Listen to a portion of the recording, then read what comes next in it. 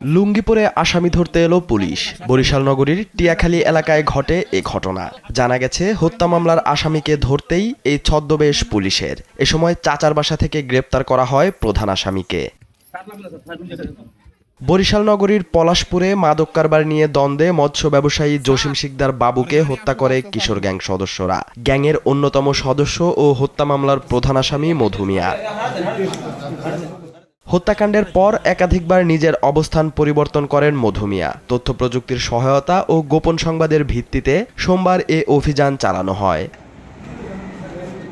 Barishal metropolitan পুলিশের কাউনিয়া থানার সহকারী পুলিশ কমিশনার জানান, স্যান্ডেলিনা সো রূপচর্চায় আভিজাত্য।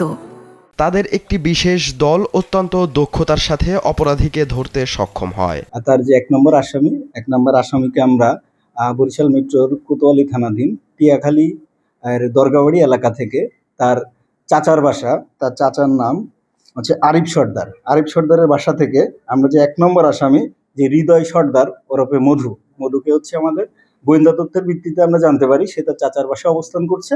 পরবর্তীতে আমাদের কাউনিয়া থানার বিশেষ অভিযানিক দল অভিযান করে তাকে হচ্ছে আমরা আটক করি। ব্যবসায়ী বাবু হত্যা মামলায় এ পর্যন্ত ৩ জনকে গ্রেপ্তার করা হয়। মধু মিয়ার আগে কিশোর গ্যাংয়ের আরও 2 সদস্যকে ধরে পুলিশ। বাকিদের গ্রেপ্তারে অভিযান অব্যাহত রয়েছে বলে জানানো হয়।